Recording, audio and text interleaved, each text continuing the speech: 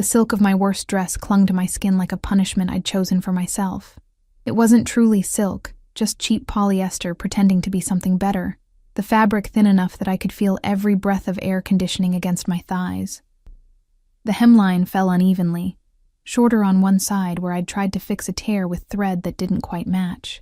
My fingers worried the frayed edge as I stood in the hallway outside my father's study, listening to the low murmur of male voices behind the heavy oak door.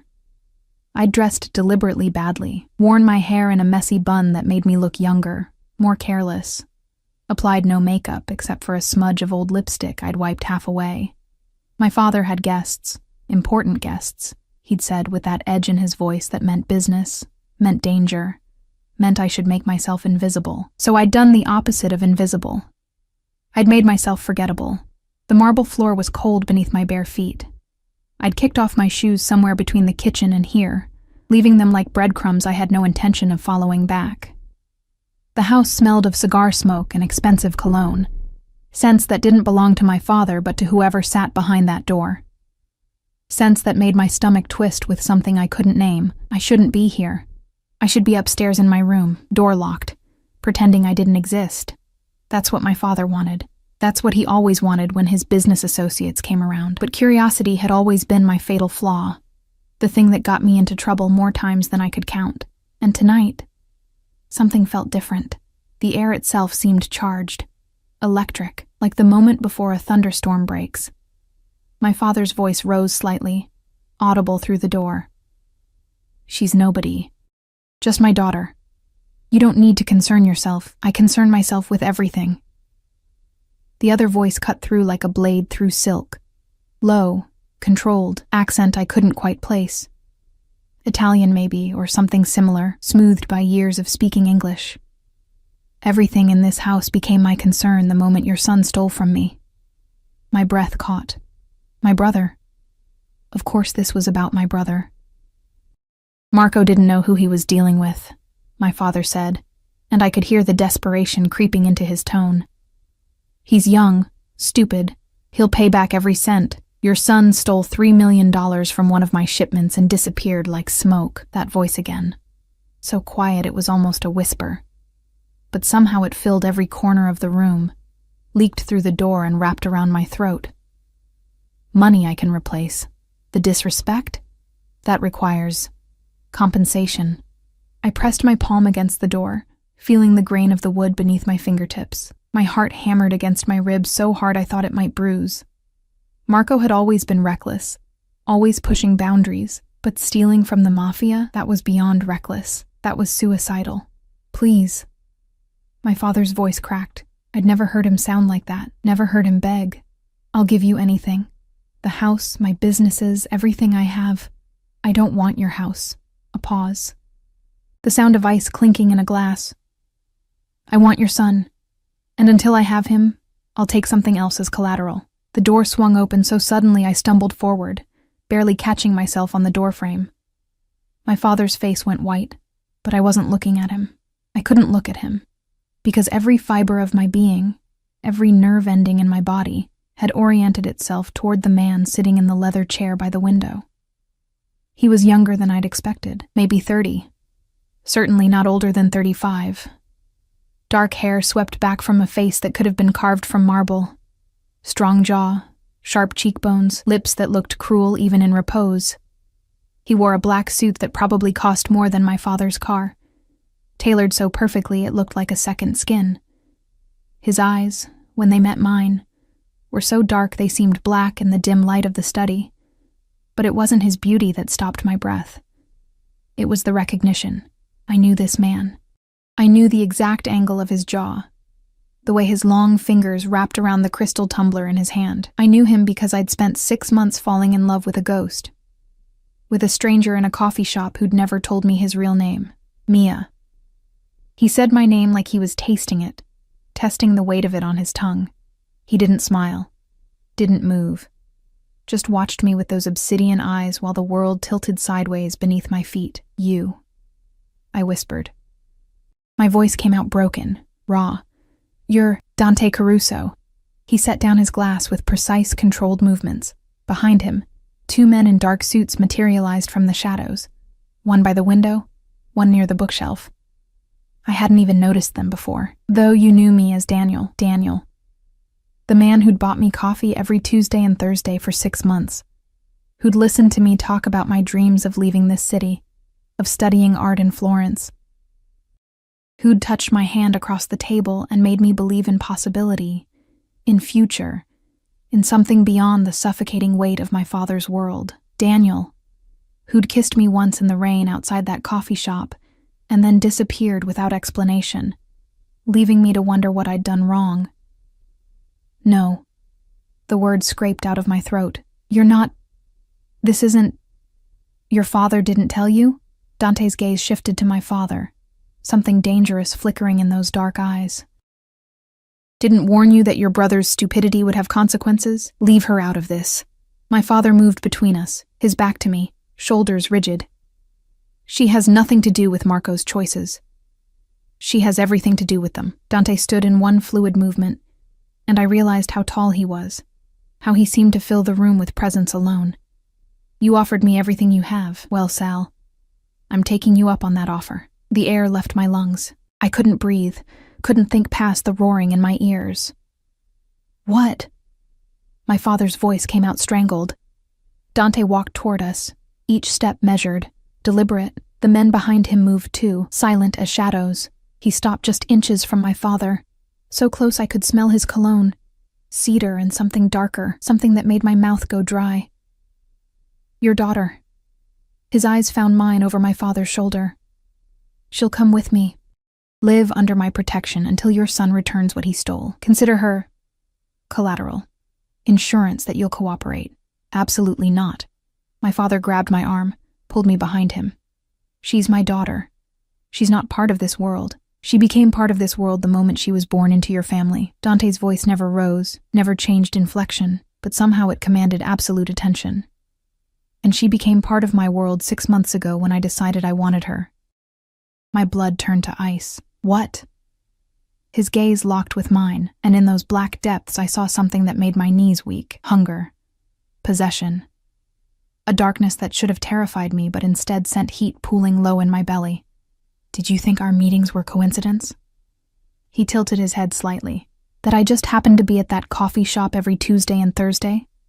That I just happened to sit at your table, to talk to you about art and dreams and all the pretty lies you tell yourself about who you are? You're insane.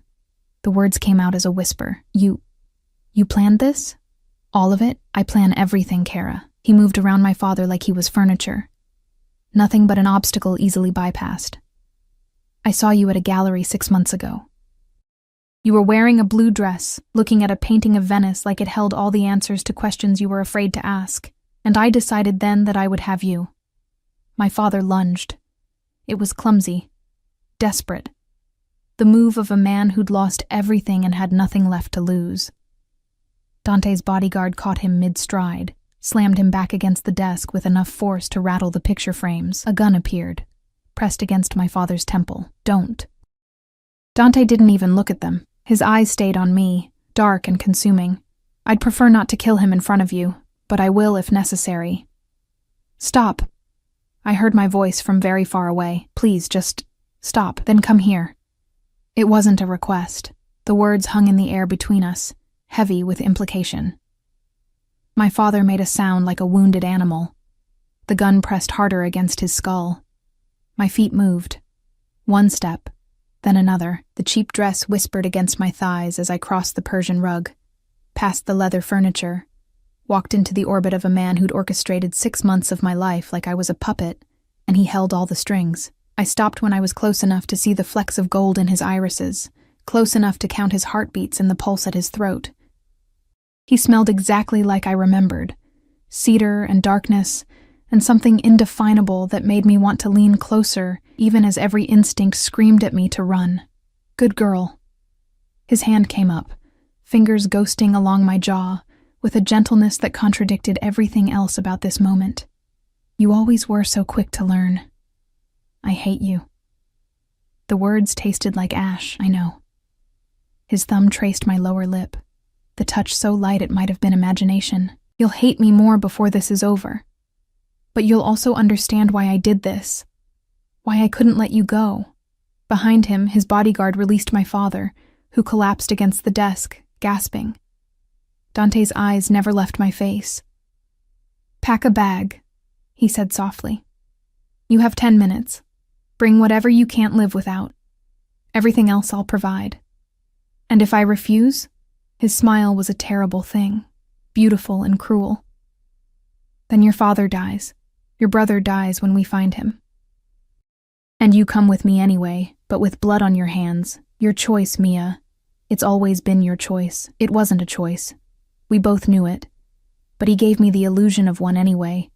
This man who'd wooed me with coffee and conversation, who'd made me believe in possibilities that didn't exist. I turned away from him, from those consuming dark eyes, and walked out of the study on legs that felt like water.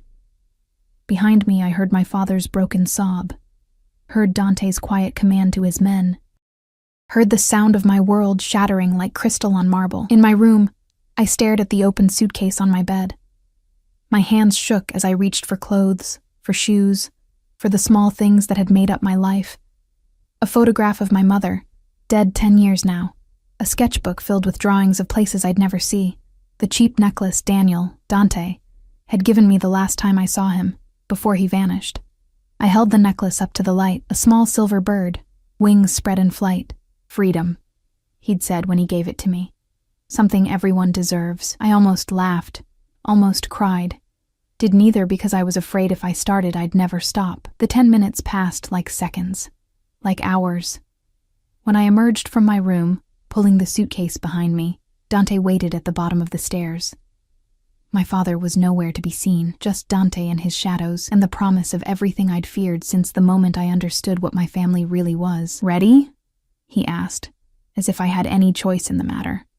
I descended the stairs slowly, each step taking me further from the girl I'd been and closer to whatever I was becoming. The worst dress I owned suddenly felt prophetic, dressed for an ending I hadn't seen coming. At the bottom of the stairs, Dante took my suitcase from my hand.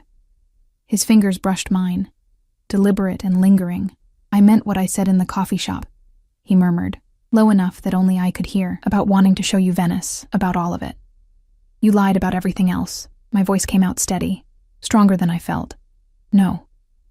His hand caught my chin, forced me to look at him. "I lied about my name. Everything else was truth, the most dangerous kind of truth." Outside, an SUV waited, black and gleaming in the streetlight. The door stood open like a mouth ready to swallow me whole. I looked back once at my father's house, at the windows dark except for the light in his study where his world had ended tonight. Then I stepped into the vehicle, into leather seats and tinted windows, and a future I couldn't imagine. Dante slid in beside me, close enough that his thigh pressed against mine. The door closed with a final, terrible click. "Where are we going?" I asked as the SUV pulled away from the curb. His hand found mine in the darkness between us, fingers lacing through mine with a possessiveness that should have terrified me. "Home," he said simply, "my home. Where you'll stay until your brother surfaces. Where I can keep you safe." Safe from what? He turned to look at me, and in the passing streetlights his face was all angles and shadows. "From everyone who'll want to use you against me now. From your brother's enemies, from my enemies, from everyone except me." The SUV accelerated, carrying us through darkened streets toward a destination I didn't know, couldn't imagine. Dante's hand stayed locked with mine, warm and unyielding. A chain disguised as comfort, a cage dressed up as protection. And despite everything, despite the lies, the manipulation, the calculated seduction, my traitorous heart beat faster at his touch, remembering coffee and rain and kisses that had tasted like possibility. The penthouse occupied the entire top floor of a building I'd passed 1,000 times without ever imagining what existed beyond its marble facade, floor-to-ceiling windows wrapped around 3 sides, offering a view of the city that made me feel like I was floating above the world, rather than trapped within it. The furniture was minimalist, black leather, chrome, glass surfaces that reflected the ambient lighting in shades of amber and gold. Everything was sharp angles and clean lines, beautiful in the way a knife is beautiful. Dante's hand remained at the small of my back as he guided me inside, a touch that felt both protective and possessive. The 2 bodyguards who'd ridden in the front of the SUV disappeared somewhere behind us, their footsteps silent on the hardwood floors. Your room is through there. He gestured toward a hallway. Second door on the left. Mine is at the end of the hall. You'll have privacy, but the windows don't open and the balcony door is locked. For your safety. You mean to keep me from running? The words came out flat, emotionless. I mean to keep you alive. He moved away from me, shrugging out of his suit jacket with movements that were unconsciously elegant. Marco stole from the Calabrian family. They've put a price on his head and, by extension, on anyone connected to him. Your father's house was being watched. You wouldn't have lasted the night. I wanted to call him a liar, wanted to believe this was just another manipulation, another string he was pulling, but the exhaustion in his voice sounded genuine, and the way he rolled his shoulders like the weight of the world sat on them seemed too human for the monster I needed him to be. Why do you care? I set my suitcase down, wrapped my arms around myself. The air conditioning made goosebumps rise on my exposed skin. If they kill me, your problem is solved. No collateral needed. He turned to look at me, and something dangerous flickered across his face. You really think I orchestrated 6 months of your life, learned everything about you, made you laugh in that coffee shop, just to let someone put a bullet in your head? I don't know what to think anymore. My voice cracked despite my best efforts. I don't know who you are, who I am, what any of this means. Dante closed the distance between us in 3 long strides. His hands came up to frame my face, tilting my chin so I had no choice but to meet his eyes.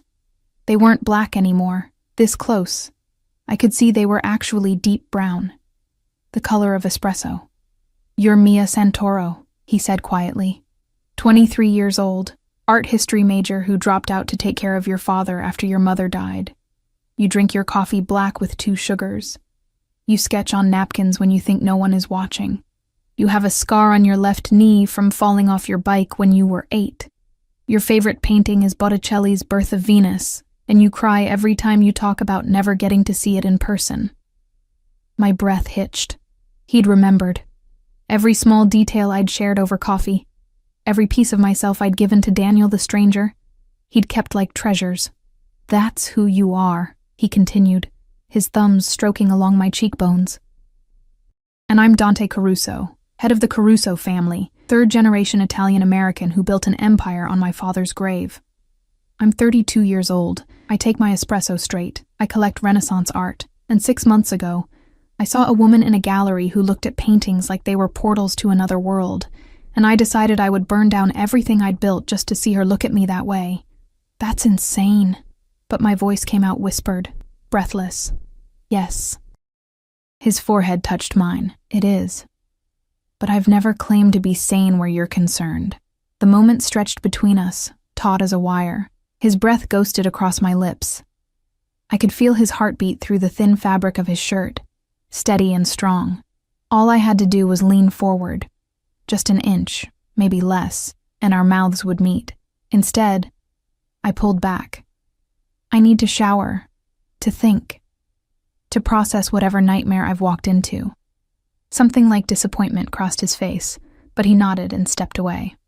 There are clothes in the closet. I had them brought in this week. Your sizes, your preferred colors. Everything you might need. This week. I laughed, the sound brittle. You were that confident I'd end up here? I was that determined. He retrieved his jacket from where he'd draped it over a chair. I would have found another way if your brother hadn't forced my hand. But Marco's theft gave me the excuse I needed, the justification my family would accept. An excuse to kidnap me, an excuse to protect you while simultaneously solving a problem. He moved toward the hallway. Sleep, Mia. Tomorrow we'll discuss the rules, the boundaries, how this arrangement will work. Tonight, just rest. Dante. His name felt strange on my tongue. Too intimate, too real. He paused, looked back. In the coffee shop, when you kissed me that last time, was any of it real? The expression that crossed his face was raw, unguarded. That was the most real thing I've ever done, which is why I had to disappear, because I was falling too fast, feeling too much, and I couldn't let emotion compromise the plan I'd already set in motion. He left before I could respond, his footsteps fading down the hallway. I stood alone in the enormous living room, surrounded by luxury that felt like mockery, and tried to remember how to breathe. The bedroom he'd indicated was larger than my entire apartment had been. A king-sized bed dominated the space, dressed in white linens that looked impossibly soft. The ensuite bathroom was all marble and chrome, the shower big enough for 3 people, and the closet. I opened it with trembling hands. Dresses hung in neat rows, organized by color. Casual clothes, formal wear, workout attire. Shoes lined the bottom shelf, everything from sneakers to heels. Drawers held underwear, sleepwear, accessories, all of it in my size, all of it in styles I would have chosen for myself. He'd studied me, learned me, prepared for this moment with the same precision he probably applied to every aspect of his life. I grabbed the simplest thing I could find, a soft cotton nightgown, and retreated to the bathroom. The shower was scalding hot, the water pressure almost painful against my skin. I stood under the spray until my fingers pruned, until the cheap dress I'd worn lay in a sodden heap on the tile floor, until I couldn't tell if the wetness on my face was water or tears. When I finally emerged, wrapped in a towel that was probably worth more than a month's rent, I found a tray on the nightstand. Soup, something that smelled like vegetables and herbs, and bread still warm from the oven, a glass of red wine, a note in elegant handwriting. "You didn't eat dinner. D." I shouldn't have touched it. Should have thrown it against the wall, refused this small kindness, like I should refuse everything about this situation. Instead, I sat on the edge of the bed and ate every drop, suddenly ravenous in a way I hadn't been in months. The soup tasted homemade, the bread melted on my tongue, the wine warmed me from the inside out, loosening the knots in my shoulders. I hated that it was good. Hated that he knew I'd be hungry, that he'd anticipated this need, like he'd anticipated everything else. I'd just set the empty tray aside when my phone buzzed. My father. "Mia, baby, are you okay? Did he hurt you? I'm fine." I kept my voice low, conscious that Dante's men were somewhere in this penthouse, that walls might have ears. He has me in a penthouse downtown. He says it's for my protection. Protection. My father's laugh was bitter. "He wants you, Mia. Has wanted you since before any of this with Marco happened. I should have seen it coming, should have protected you better." "What do you mean, since before?" My hand tightened on the phone. "How long have you known about him?" Silence stretched across the line. Then, 6 months. Maybe 7. One of his men approached me, asked questions about you, your routine, your habits, where you like to spend time. I thought he was vetting you for Marco, making sure your brother wasn't getting involved with the wrong people. By the time I understood what was really happening, you were already meeting him for coffee. The world tilted again. You knew? You knew Daniel was really Dante Caruso and you said nothing? What could I say? That a mafia boss was courting my daughter? That would have made you run straight to him just to spite me. His voice broke. I thought if I stayed quiet, if I let it run its course, he'd lose interest. Men like him always do. But then Marco stole from him. I finished, my voice hollow. And suddenly, Dante had the perfect excuse to take what he wanted. "I'm working on getting you out. I've made calls, reached out to old contacts. Just hold on, baby. Don't give him anything. Promise me." I looked around the bedroom, at the clothes he'd chosen, the food he'd sent, the care wrapped in imprisonment. "I have to go. Mia." I hung up, turned off the phone, set it on the nightstand and stared at the dark screen until my vision blurred. Sleep should have been impossible, but exhaustion pulled me under like a riptide. I dreamed of coffee shops and rain, of kisses that tasted like promise, of hands that touched with reverence before closing into fists. Morning arrived with sunlight streaming through windows I hadn't bothered to cover. I woke disoriented, momentarily forgetting where I was until memory crashed back like a wave. Dante's penthouse, Dante's prisoner, Dante's plan that had been in motion long before I'd ever known his name. Someone had laid out clothes while I slept. Dark jeans, a soft sweater, undergarments still in their packaging. The efficiency of it made my skin crawl. I dressed quickly, hyper-aware that I was putting on clothes he'd selected, covering my body in armor he'd provided. The smell of coffee drew me down the hallway. I found Dante in the kitchen, leaning against a marble countertop with an espresso cup in hand. He'd changed into dark slacks and a white button-down with the sleeves rolled to his elbows, revealing forearms corded with muscle and marked with a tattoo I couldn't quite make out. His hair was still damp from a shower. He looked up when I entered, and something in his expression softened. "Coffee?" He gestured to a machine that probably cost more than a car. "I remember how you take it. I can make my own coffee." But I moved toward the machine anyway, because caffeine felt necessary for whatever this day would bring. "There are rules we need to discuss." He set down his cup. "Boundaries that will keep you safe and make this arrangement bearable for both of us." Arrangement? I laughed without humor. Is that what we're calling kidnapping now? "I prefer protective custody." A ghost of a smile touched his lips. "But call it whatever helps you sleep at night." I didn't sleep. The lie came easily. I spent all night planning how to escape. "Did you come up with anything feasible?" He sounded genuinely curious. "No." I added sugar to my coffee, watched it dissolve. The windows don't open. The door is guarded. And even if I made it out of the building, where would I go? Back to my father's house where the Calabrians are watching? To friends who'd be endangered by association? "I'm trapped, and you know it." "You're protected," he corrected. "There's a difference." "Tell me the rules." I turned to face him, coffee cup clutched between my hands like a lifeline. "Tell me how this prison operates." His jaw tightened. "You have free run of the penthouse. My men won't enter your room unless there's an emergency. You can use the gym, the library, the media room. Anything you need, books, art supplies, whatever, will be provided. A doctor will come weekly to ensure you're healthy. And if I want to leave, you can, with me or with 2 of my guards, never alone." He moved closer, his presence filling the space between us. "I'm not keeping you locked in a cage, Mia.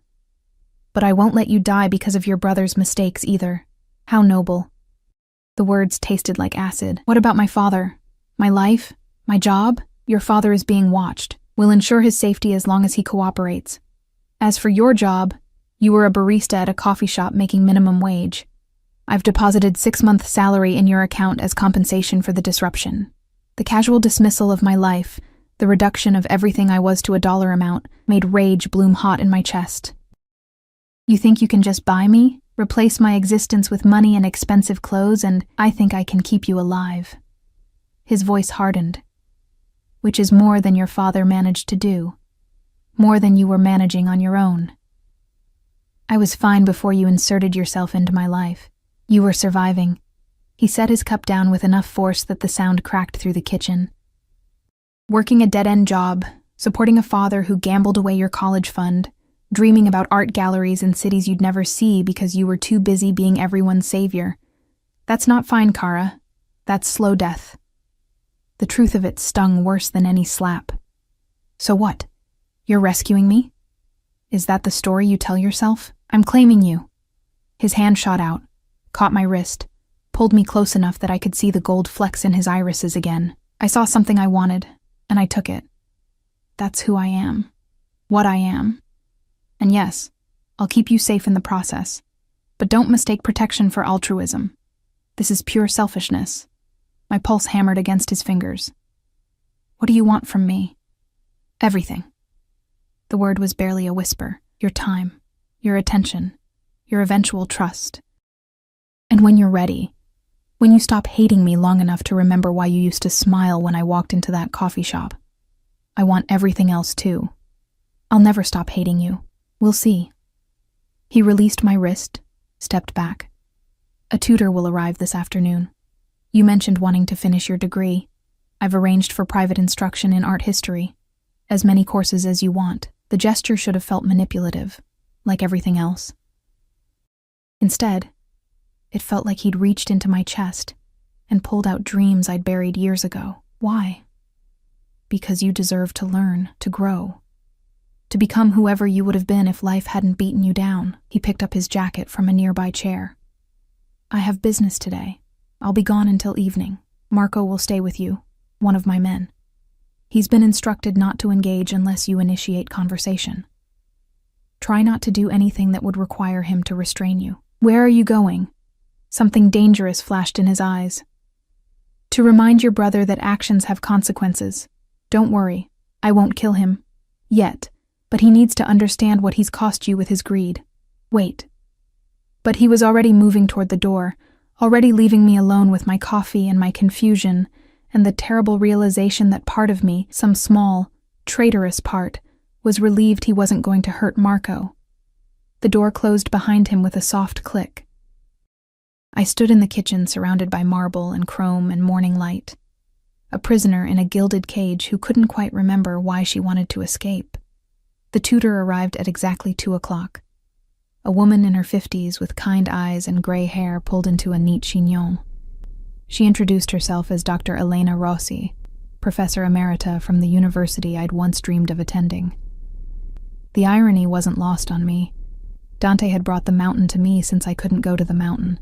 We sat in what Dante called the library, a room lined floor to ceiling with books that actually looked read rather than decorative. Leather-bound volumes in Italian and English, art history texts that made my fingers itch to touch them, first editions that probably cost more than my father's house. Mr. Caruso tells me you have a particular interest in Renaissance art, Dr. Rossi said, arranging her materials on the mahogany table between us. Specifically the Italian masters. He tells everyone a lot of things. I couldn't keep the bitterness from my voice. She looked at me over her reading glasses, something like understanding in her expression. I've known Dante since he was a boy. His mother was a patron of the arts. She funded my research for years before she passed. He's not an easy man, but he's not without honor either. Honor. I laughed without humor. Is that what we're calling this? I'm calling it complicated. She opened a thick textbook, revealing glossy photographs of paintings I'd only ever seen on a computer screen. But we're not here to discuss his methods. We're here to discuss Caravaggio's use of chiaroscuro and why it revolutionized Baroque painting. Unless you'd prefer to waste both our time with self-pity. The sharp rebuke caught me off guard. Then, despite everything, I felt the corner of my mouth twitch. Caravaggio was a murderer who died running from his crimes. Seems appropriate for today's lesson. There. That's the fire I was told to expect. Dr. Rossi smiled. Now, let's begin with the calling of St. Matthew. Tell me what you see. For 3 hours, I lost myself in art and analysis, in discussions of light and shadow and the revolutionary techniques that had changed painting forever. Dr. Rossi was brilliant, challenging, never talking down to me despite the gaps in my formal education. She treated me like a scholar, not a prisoner, and I found myself responding with an enthusiasm I'd thought dead. When she finally packed up her materials, she paused at the door. Same time Thursday? I'll be here. Where else would I be? It's not like I have other plans. Dante mentioned you sketched. She pulled a wrapped package from her bag. These are professional grade. Pencils, charcoal, paper. Better than napkins. I took the package with trembling hands. Thank you.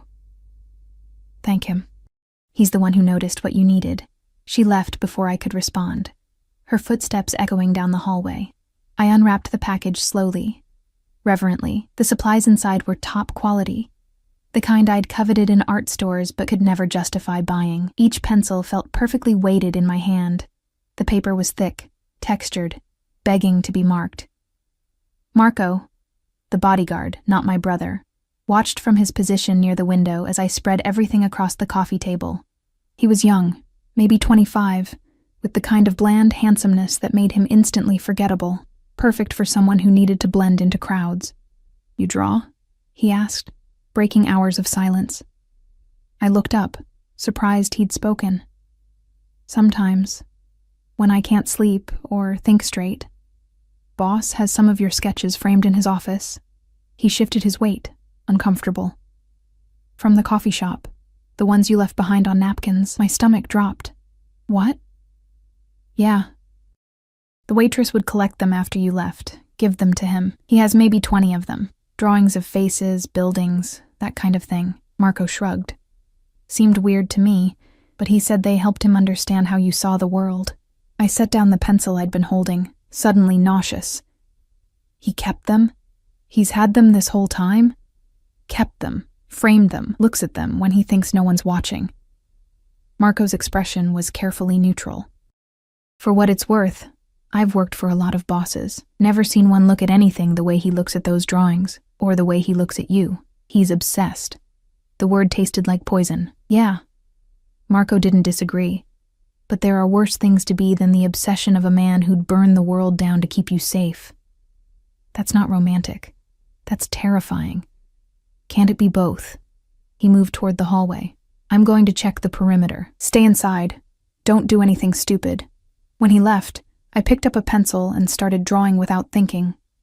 Lines became curves. Curves became a face. Dark eyes, strong jaw, cruel mouth that had kissed me like I was oxygen. Before I knew it, Dante stared up at me from the page, rendered in charcoal and shadow. I should have torn it up. Instead, I signed it with a savagery that ripped the paper, then started another. Dante returned as the sun set, painting the penthouse in shades of amber and blood. I heard his voice first, low and controlled, speaking Italian to someone on the phone. Then footsteps, the sound of his jacket being discarded, the clink of ice in a glass. I stayed in the library, surrounded by drawings I'd spent the afternoon creating. Faces, hands, architectural details from memory. And in the center, one sketch I couldn't bring myself to hide. Dante sleeping, imagined, vulnerable in a way I'd never seen him. You've been productive. His voice came from the doorway, making me jump. He'd loosened his tie, rolled up his sleeves. There was blood on his cuff, just a spot, barely visible, but unmistakably red. Whose blood is that? I stood, putting the table between us. He glanced down, noticed the stain, and frowned. Not your brother's, if that's what you're worried about. One of his associates thought he could negotiate.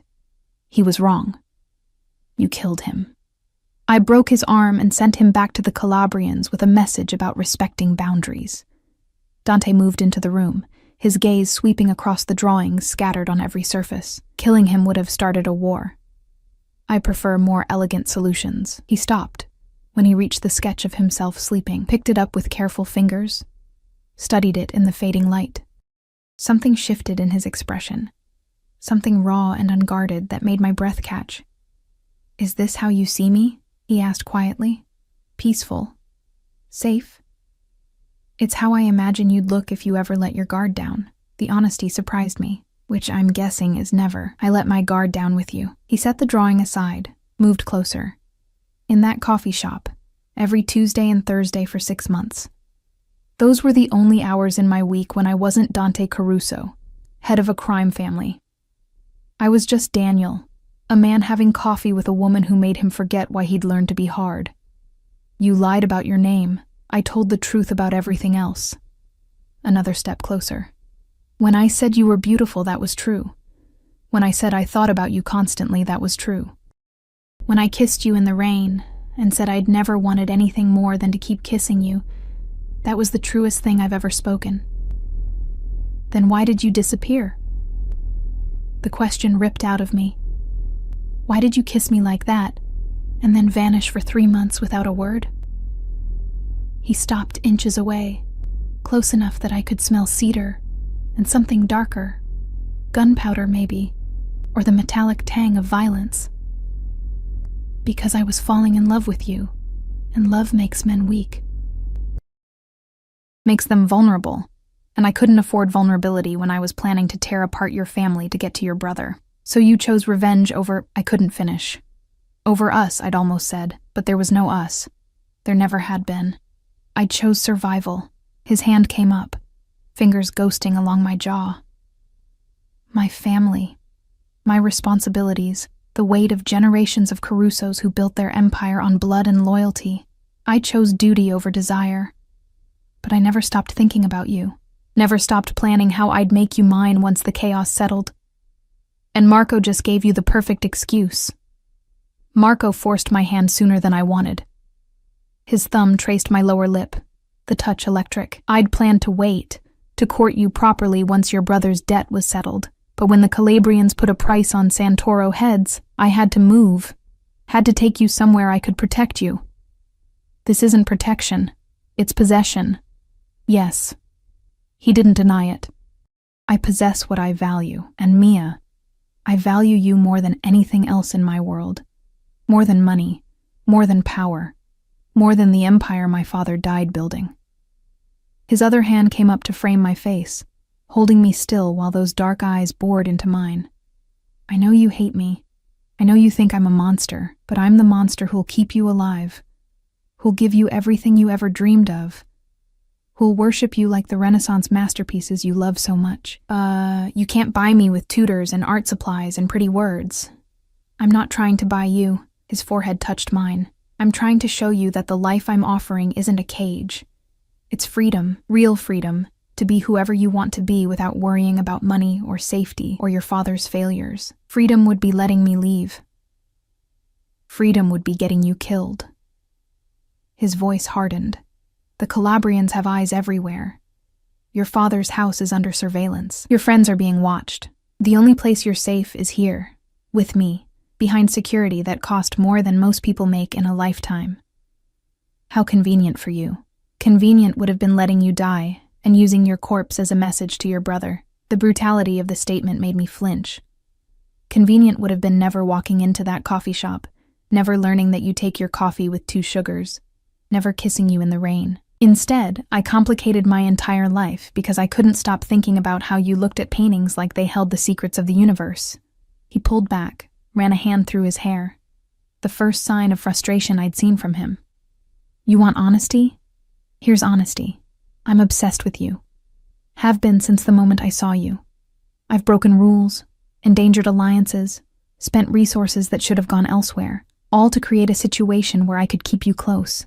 That's not rational. It's not smart.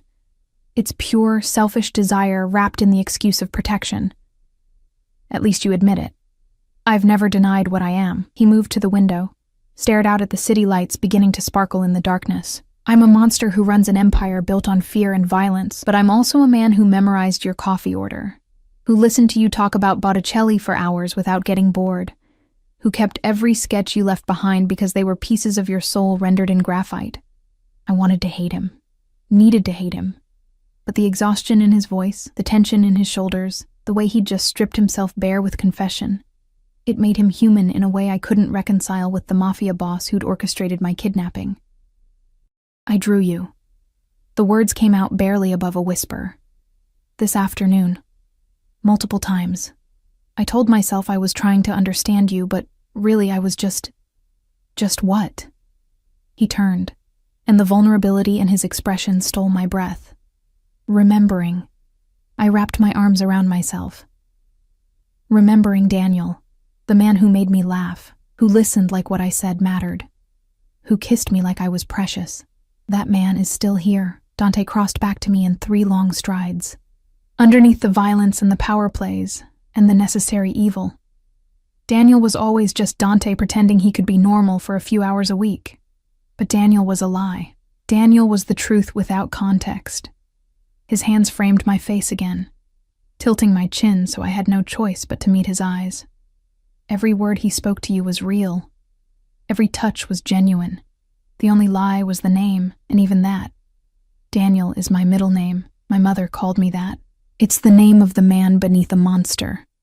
I don't know what you want from me. My voice broke. Forgiveness, understanding, love, time. His thumb wiped away a tear I hadn't realized had fallen. I want time for you to see that I'm not your enemy. Time for you to remember why you smiled when I walked into that coffee shop. Time for you to understand that everything I've done, every manipulation and calculated move, has been because I couldn't stand the thought of a world where you didn't belong to me. People aren't belongings. You're right. He leaned in, his lips brushing my forehead in a gesture so tender it made my chest ache. But you're mine anyway. Have been since that first moment in the gallery. And I'm yours. Whether you want me or not, whether you believe me or not. He pulled back before I could respond, before I could process the confession or the way my traitorous heart had stuttered at his words. Dinner will be ready in an hour. Wear something comfortable. We're eating on the terrace tonight. I don't want to have dinner with you. Then sit in silence while I eat and watch the city lights. He moved toward the door, paused. But you'll sit with me anyway, because part of you is curious. Part of you remembers Tuesday afternoons and rain-soaked kisses, and the way I made you feel seen for the first time in your life. He left before I could deny it. Left me standing among scattered drawings and the ruins of my certainty, wondering when exactly I'd stopped being completely sure I wanted to escape. I wore the comfortable clothes he'd suggested. Soft linen pants and a cashmere sweater that felt like a cloud against my skin. Told myself I was choosing compliance because fighting over dinner seemed exhausting, not because part of me wanted to see what he'd planned. The terrace was transformed. String lights hung overhead, casting everything in warm amber. A small table had been set for two, white linens and crystal glasses catching the light. Beyond the railing, the city sprawled beneath us like a carpet of stars, close enough to touch but impossibly distant. Dante stood at the edge, one hand on the railing, his profile sharp against the darkening sky. He'd changed into dark slacks and a charcoal sweater that made him look younger, less dangerous, almost like Daniel again. "It's beautiful," I said, before I could stop myself. He turned, and something in his expression softened. "I thought you might appreciate the view. You mentioned once that you felt trapped by the city. Up here, you're above it all. Still trapped, though." But the words lacked bite, semantics. He pulled out a chair for me, waited. After a moment's hesitation, I sat. He pushed the chair in with careful precision, his fingers briefly brushing my shoulders. Dinner arrived via Marco, who set down plates of pasta that smelled like heaven and disappeared without a word. The food was homemade. I could tell by the irregular shapes of the ravioli, the rustic quality of the sauce. "Did you make this?" I asked, surprised. "My mother taught me to cook before she died." Dante poured wine into both glasses. "She said a man who couldn't feed himself was no man at all. So yes, I made it. Butternut squash ravioli with sage brown butter. You mentioned it was your favorite once." Of course he'd remembered. He remembered everything. We ate in silence for several minutes, the only sounds the clink of silverware and the distant hum of traffic far below. The pasta was perfect, tender, flavorful, made with a care that spoke of practice and patience. It tasted like comfort, like home. Like things I'd lost when my mother died. "Dr. Rossi says you have real talent," Dante said finally. "She thinks with proper instruction you could pursue a doctorate if you wanted. What I want is irrelevant when I'm a prisoner.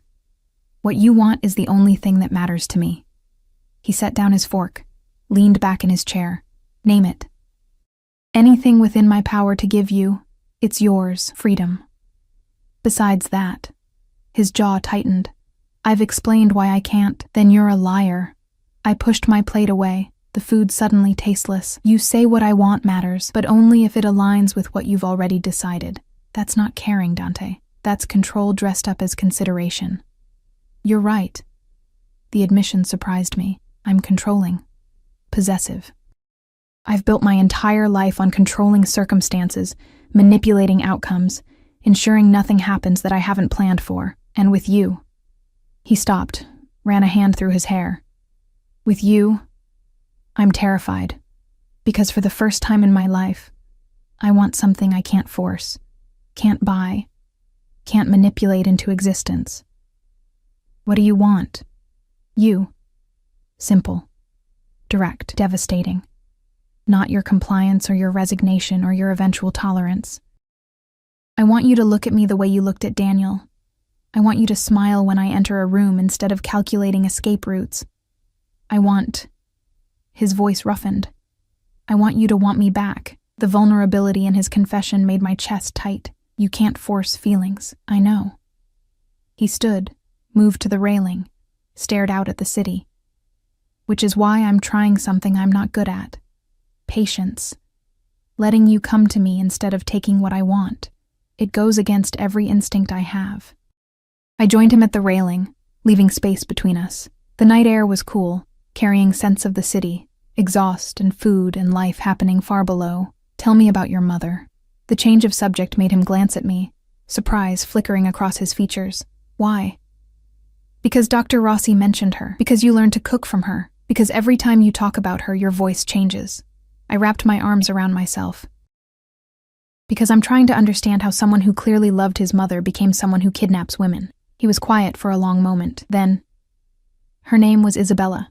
She was an art history professor before she married my father. That's how I met Dr. Rossi. She loved Renaissance paintings, spoke Italian and French and English, could quote Dante Alighieri from memory. A ghost of a smile touched his lips.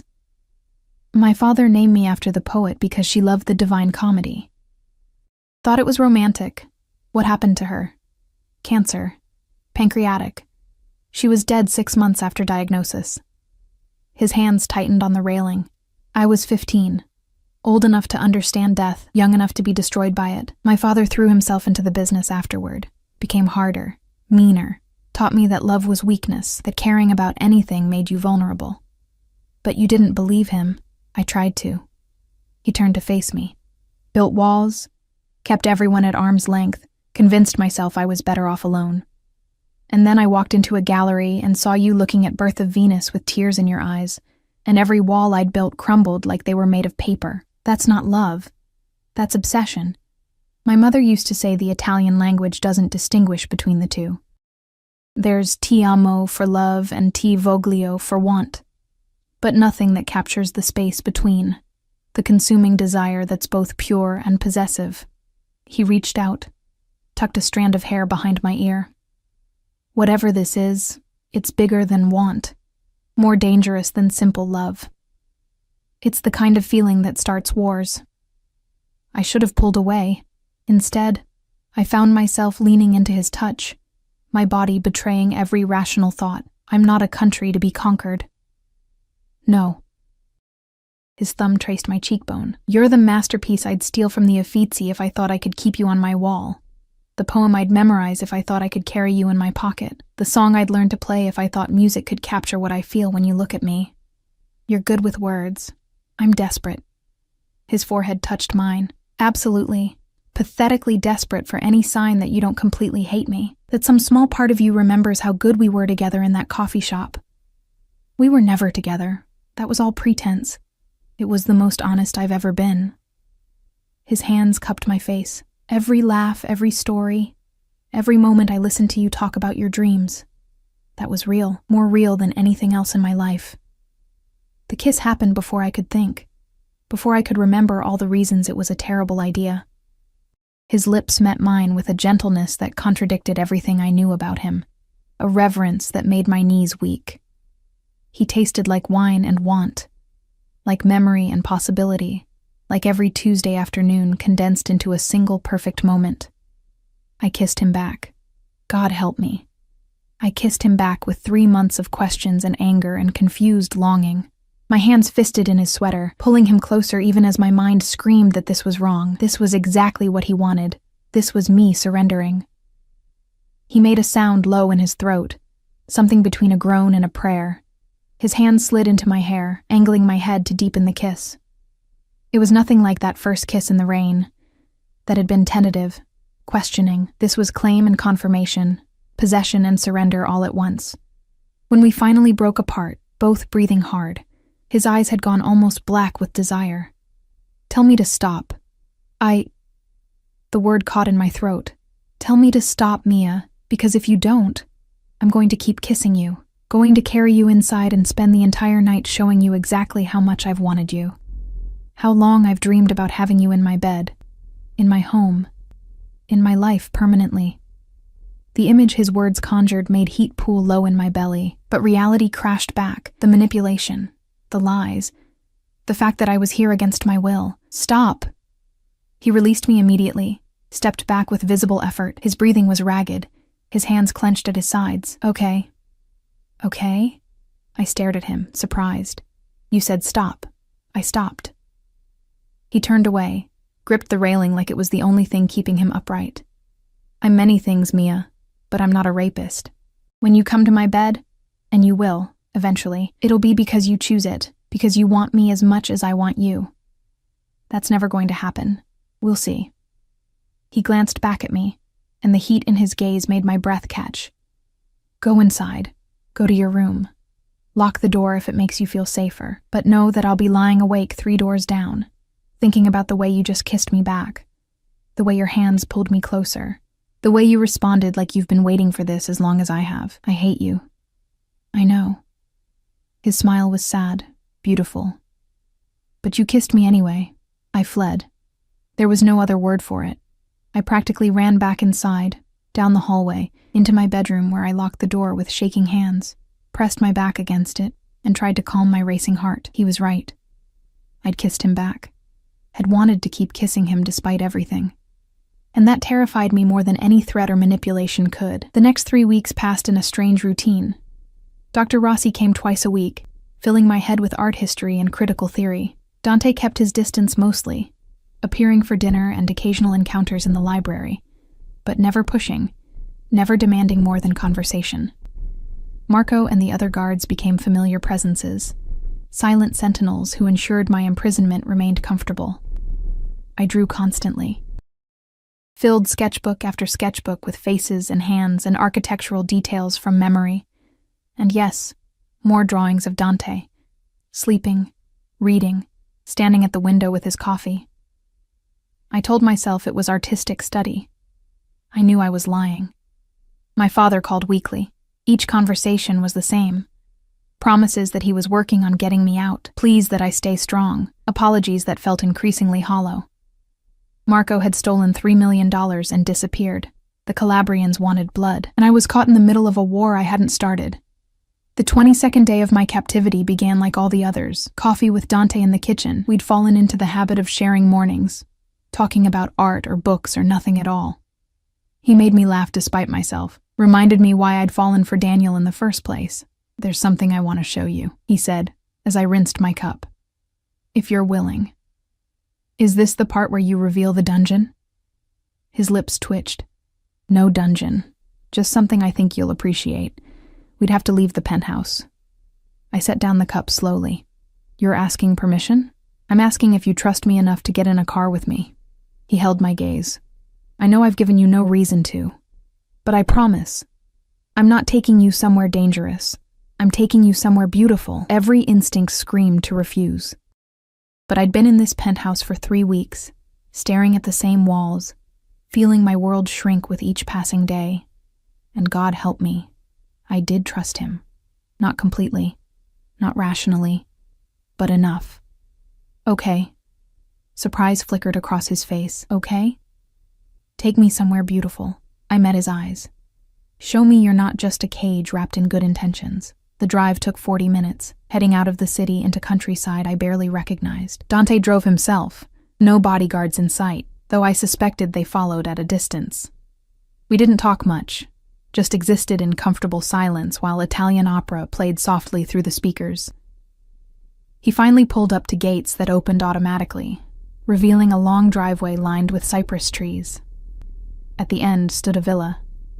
Old stone, climbing roses, windows that glinted in the morning sun like promises. "What is this place?" I asked as he helped me out of the car. "My mother's house." He kept my hand in his as we walked toward the entrance. She inherited it from her family. After she died, my father couldn't stand to visit, so it sat empty for years until I restored it. Inside, the villa was a perfect marriage of old and new. Original frescoes on the ceilings, modern amenities hidden discreetly. But what made me gasp was the art. Paintings covered every wall, Renaissance masterpieces I'd only ever seen in textbooks. They can't be. Originals? Some are. Others are the best forgeries money can buy. He watched my face as I moved from painting to painting, drinking in details I'd memorized from photographs.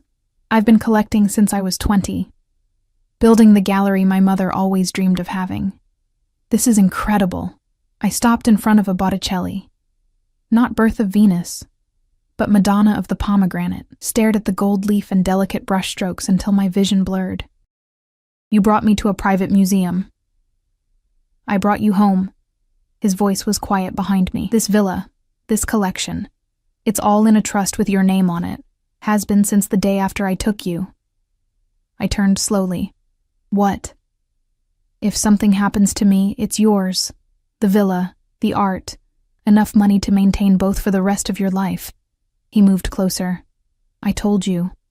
What you want matters to me, and you want beauty, culture, the freedom to study art without worrying about survival. So I'm giving it to you. Why would you—" My throat closed. You barely know me. I know you better than anyone else in your life. His hand came up, cupped my cheek. I know you cry at Botticelli and laugh at Caravaggio's violence. I know you take your coffee with 2 sugars and hate mornings but love sunsets. I know you'd sacrifice everything for people who don't deserve it, and dream about cities you think you'll never see. I know you, Mia, and I love you. The confession hung between us, huge and terrifying. You can't love me. You kidnapped me. I can do both. His thumb traced my lower lip. Love you and imprison you. Worship you and possess you. Want your happiness while being selfish enough to keep you close. I'm not a good man, Kara, but I'm a man who'd give you the world if you'd let me. Tears spilled down my cheeks. This is too much. All of this is too much. Then take what you can handle and leave the rest. He kissed my forehead, gentle and reverent. Stay here today. Explore the villa. Look at the paintings. And when you're ready, we'll go back. But know that this place is yours whenever you want it, however you want it. He started to pull away, but my hand shot out, caught his wrist. Stay. Show me everything. Tell me about your mother and the pieces she loved. The smile that spread across his face was pure sunshine, transforming him from dangerous to devastating. Yeah? Yeah. I threaded my fingers through his. Show me your world, Dante, the real one beneath the violence. We spent the day lost in art and stories. He showed me his mother's favorites, explained provenance and acquisition stories that were probably illegal, but undeniably fascinating. We ate lunch on a terrace overlooking vineyards, drank wine that tasted like summer, talked about everything and nothing, and somewhere between the Raphael and the Titian, between the second and third glass of wine, I stopped pretending I didn't feel something for him. Stopped fighting the pull that had existed since that first coffee shop meeting. Stopped resisting the truth that I'd been falling for him long before I knew his real name, when he kissed me in front of a Caravaggio depicting Saint Sebastian's martyrdom. I kissed him back without hesitation. Let him back me against the wall, let his hands explore, let myself feel instead of think. Come to bed with me, he whispered against my lips. Let me show you how I've dreamed of loving you. This time, I didn't tell him to stop. The bedroom in the villa was different from the one in the penthouse, softer somehow, with gauzy curtains that filtered afternoon light into something golden and dreamlike. Dante's hands trembled slightly as he unbuttoned my blouse, each movement deliberate and careful, like I was one of the masterpieces downstairs that might shatter if handled roughly. We can stop, he murmured against my neck, his breath warm on my skin. Any time. Just say the word. Don't stop. My own hands worked at his shirt, fumbling with buttons until he helped, until fabric fell away, and I could trace the lines of muscle and ink, a full-sleeve tattoo on his left arm depicting scenes from Dante's Inferno. Don't you dare stop. What happened next was nothing like I'd imagined.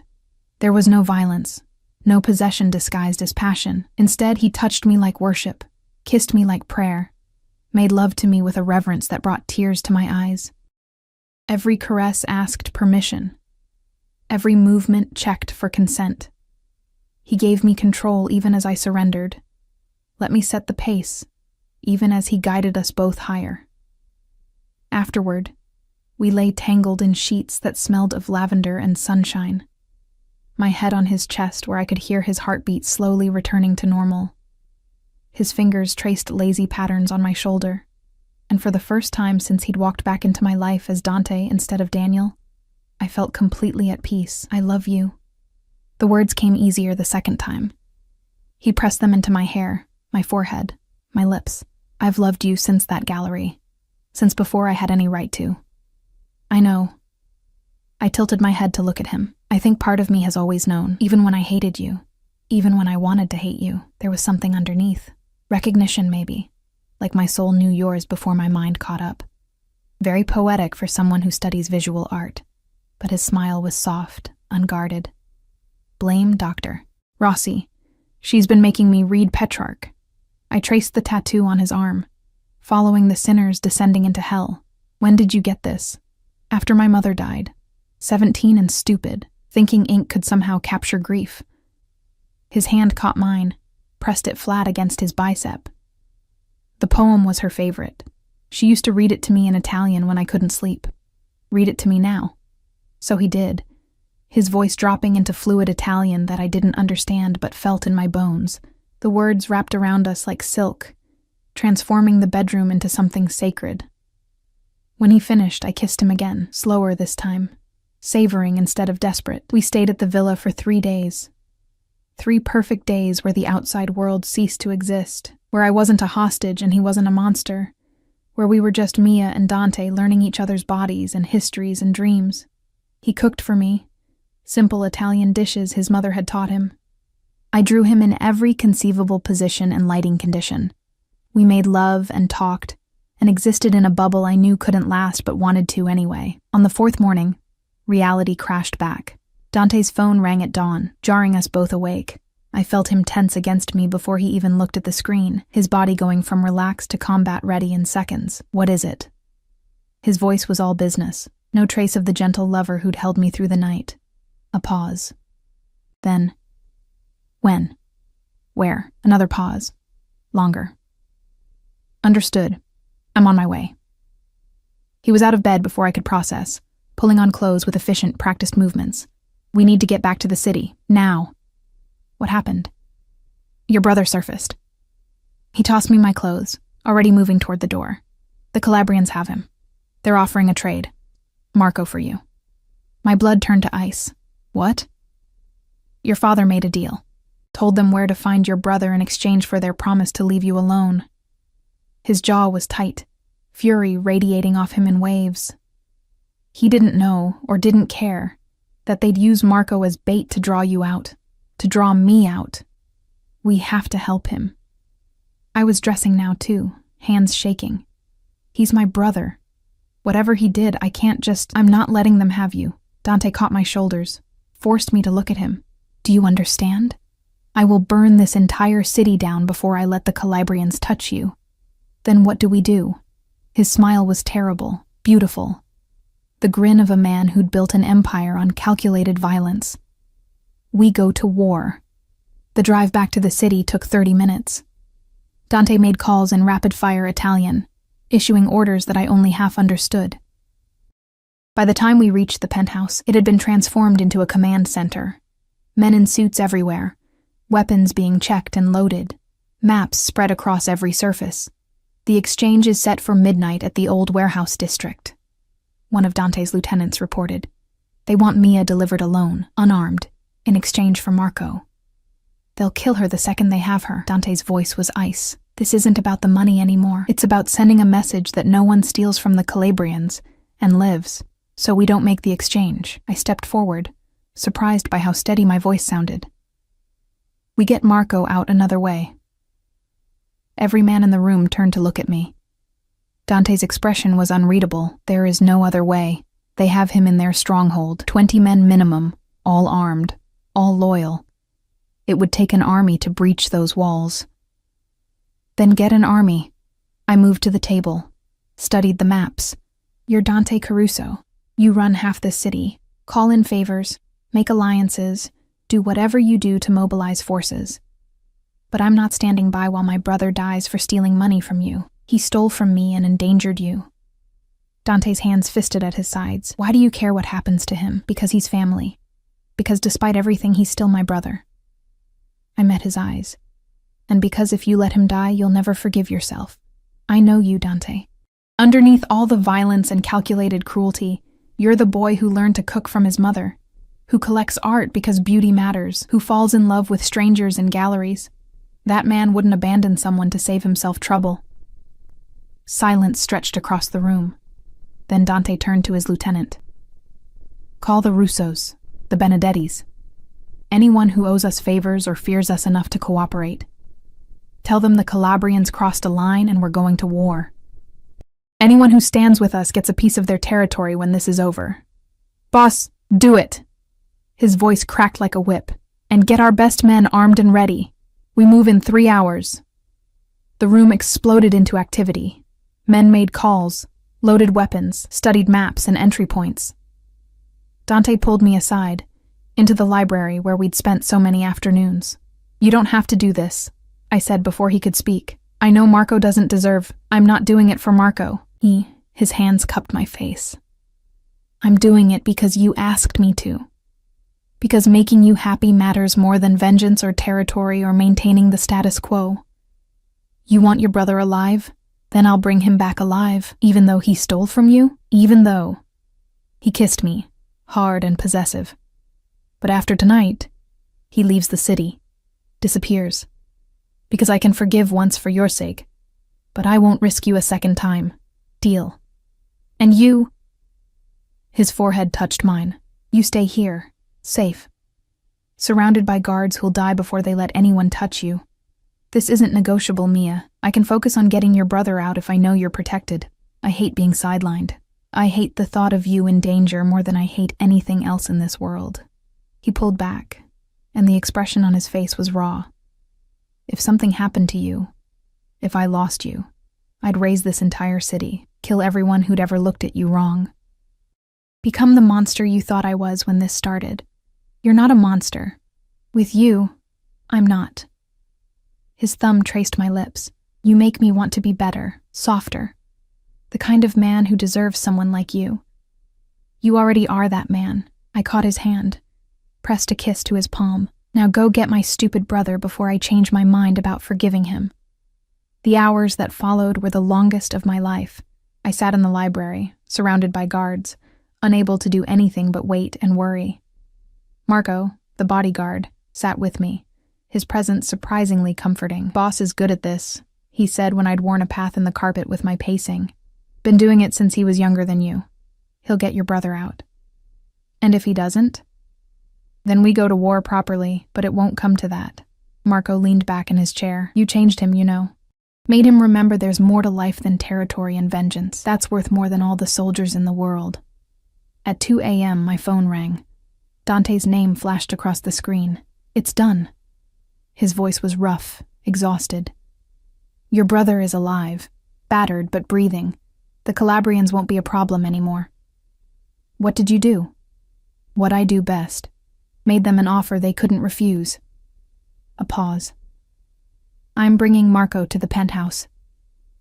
He'll stay under guard until he heals enough to travel. Then he disappears. And my father? Silence stretched across the line.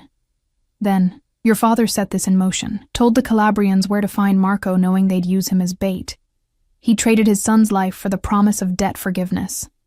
The betrayal hit like a physical blow. He wouldn't. He did. My men recorded the conversation. Dante's voice gentled. I'm sorry, Kara. But your father chose his own survival over both his children. That's not the kind of man who deserves your loyalty. I sank into the nearest chair, the phone pressed to my ear as tears streamed down my face. My father. My family. Everything I'd tried to protect, and it had been rotten from the start. Come home, Dante said softly. Let me hold you. Let me remind you that family isn't always blood. I'm already home. The truth of it settled in my chest. I have been since that first night. I just wasn't ready to admit it. Marco arrived an hour later, carried in by 2 of Dante's men. He looked terrible. Black eye, split lip, bruises covering every visible inch of skin. But he was alive, breathing, conscious enough to meet my eyes with something like shame. Mia. His voice was rough. I'm so sorry. I never meant... I didn't think. I know. I sat on the edge of the bed where they'd laid him. You never think. That's always been your problem. I'll make it right. I'll pay back every cent. You'll disappear. Dante's voice came from the doorway, cold and final. I'm giving you one chance, because Mia asked me to save you. But if you ever contact her again, if you ever come back to this city, if you even think about causing more problems, I'll finish what the Calabrians started. Marco nodded, wincing. Understood. There's money in an account with your name on it. Enough to start over somewhere far from here. Dante moved into the room, stood beside me. Use it wisely, because it's the last help you'll get from anyone in this family. After the doctor had checked Marco and given him something for pain, after he'd fallen into drugged sleep, I found Dante on the terrace where we'd had our first real kiss. He stood at the railing, hands gripping the metal like it was the only thing keeping him upright. Thank you. I wrapped my arms around him from behind, pressed my face to his back. For saving him. For doing something you didn't want to do because I asked. I'd do anything for you. His hands covered mine. Tonight proved that. I risked men, resources, alliances, all because you looked at me with those eyes and asked me to be better than my nature. Your nature is better than you think. He turned in my arms, and the expression on his face was raw with exhaustion and relief, and something that looked like worship. Marry me. The words hung in the air between us, huge and impossible. What? Marry me. He said it again, stronger this time. Not because I'm forcing you or manipulating you or playing some long game, but because I love you, because you make me want to be the man my mother hoped I'd become, because I can't imagine my life without you in it. Dante, I know it's fast. I know we've only been together, really together, for a few days. But I've loved you for 6 months, planned my entire life around having you in it. And tonight, when I was storming that warehouse, all I could think was that if something went wrong, if I died, I wanted you to have everything. My name, my protection, my legacy. All of it. You're insane. But I was smiling through tears, completely. He pulled a ring from his pocket, emerald surrounded by diamonds, old and beautiful, and clearly an heirloom. This was my mother's. My father gave it to her when they were younger than we are now. She wore it every day until she died. And I've been carrying it for 3 weeks, waiting for the right moment to ask. This is the right moment? After a gang war and my brother nearly dying? This is the perfect moment. He dropped to one knee on the terrace, the city lights creating a halo behind him. Because it proves that whatever happens, whatever chaos erupts, we face it together. So, Mia Santoro, will you marry me? Will you let me spend the rest of my life proving that I'm worthy of you? I looked at him. This beautiful, broken, dangerous man who'd orchestrated my kidnapping and then given me the world. Who'd learned my coffee order and kept my sketches and loved me with an intensity that should have been terrifying, but instead felt like coming home. Yes. The word came out choked with tears. Yes, you insane, possessive, wonderful man. I'll marry you. He slid the ring onto my finger with shaking hands, then surged up to kiss me like I was air, and he'd been drowning. We stood on that terrace for hours, wrapped in each other as the city woke around us, planning a future that had seemed impossible just weeks ago. We married 3 months later in the villa's garden, surrounded by cypress trees and climbing roses. Dr. Rossi officiated, tears streaming down her face as she blessed the union.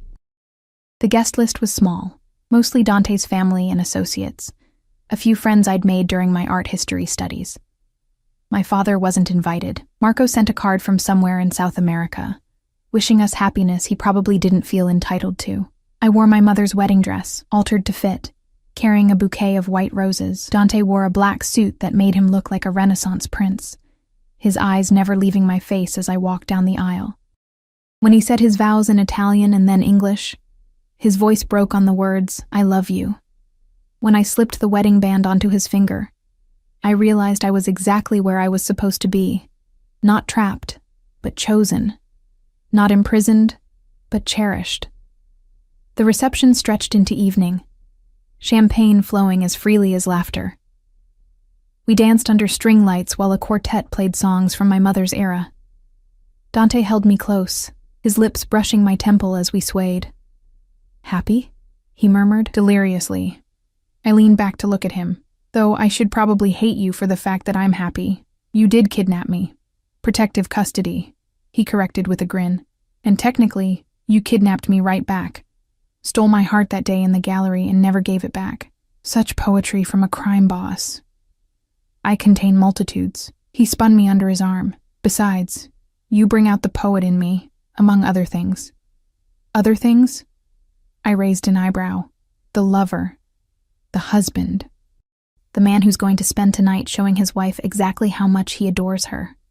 His eyes darkened with promise. "And every night after, for the rest of our lives." True to his word, our wedding night was perfect, not just the physical intimacy, though that was transcendent, but the quiet moments between, the way he removed my veil with reverent hands, the way he read Dante Alighieri to me in Italian, while I sketched him in the lamplight. The way he held me afterward, his heartbeat steady beneath my ear, and whispered plans for our future. "I'm thinking we open the villa to the public," he said into the darkness. "Turn it into a museum like my mother always wanted. You could curate, teach, give others the gift of beauty you've given me. And the other business?" I traced the tattoo on his arm. "The family obligations? I'm working on transitioning into legitimate enterprises. It'll take time. You can't abandon an empire overnight. But I want our children to inherit something besides violence and secrets." He tilted my chin up. "I want them to have what we didn't.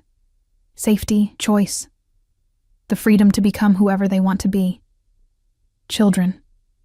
The word made my heart stutter. Plural? At least 3. His grin was boyish. I was an only child, lonely as hell. I want a house full of little artists who argue about Caravaggio over breakfast and bring home stray cats. Very specific vision. I've had 6 months to plan it. He kissed me softly. 6 months of imagining every detail of our life together, and now I get to live it. 5 years later, I stood in the villa's garden, watching our daughter chase butterflies while our son slept in my arms. The museum had opened 2 years prior, drawing scholars and art lovers from around the world. Dante had successfully transitioned most of his business ventures into legal enterprises, restaurants, real estate, import, export, that actually imported and exported legal goods. He still had connections to the old world, still commanded respect and sometimes fear. But he'd built something new, something clean, for our children to inherit. "She has your eyes," Dante said, coming up behind me to wrap his arms around us both. "And your stubborn streak.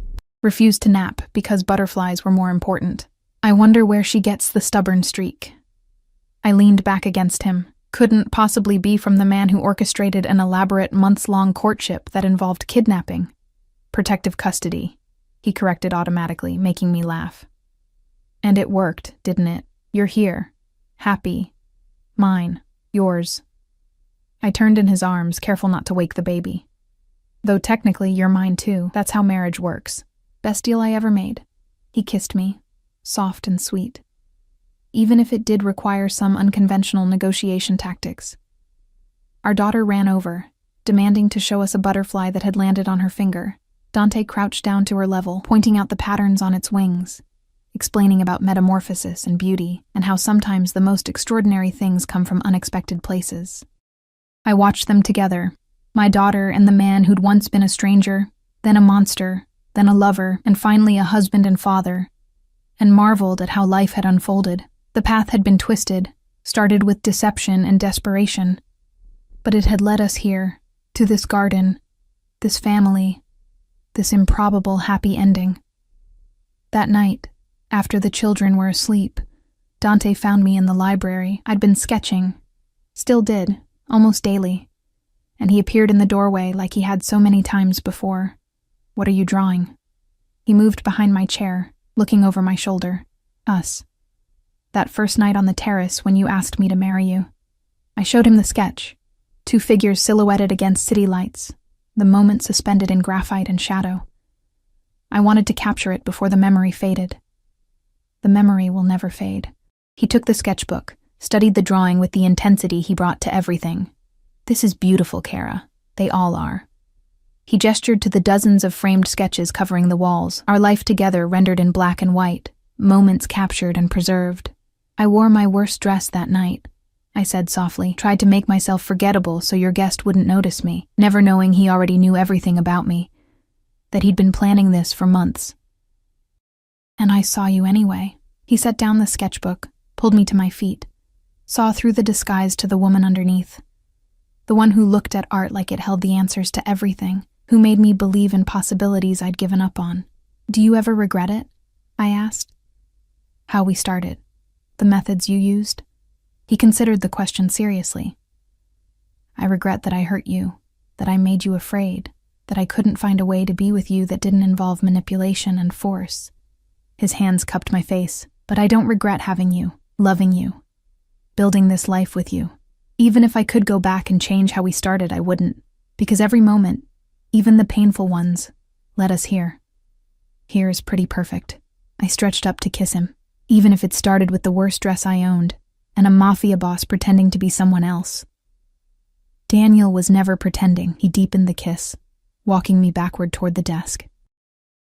He was just Dante without the weight of everything else, the man I got to be when I was with you. We made love in the library, surrounded by books and sketches and the life we'd built from chaos. And afterward, wrapped in each other as moonlight streamed through the windows, I realized that every choice, from that first coffee to saying yes on the terrace to choosing to stay when I could have run, had been leading to this, to us, to forever. Dante traced idle patterns on my shoulder, his voice soft in the darkness. Ti amo, mia Caruso. Every version of you. The girl in the gallery, the woman in the coffee shop, the wife in my arms. All of it. Always. Ti amo, I whispered back, the Italian feeling right on my tongue. My Daniel. My Dante. My home. Outside, the world continued its chaos. But here, in this villa filled with art and love and family, we'd created our own masterpiece. Not perfect, too messy for that, too marked by our complicated beginning, but ours, real, true. And in the end, that was better than any fairy tale.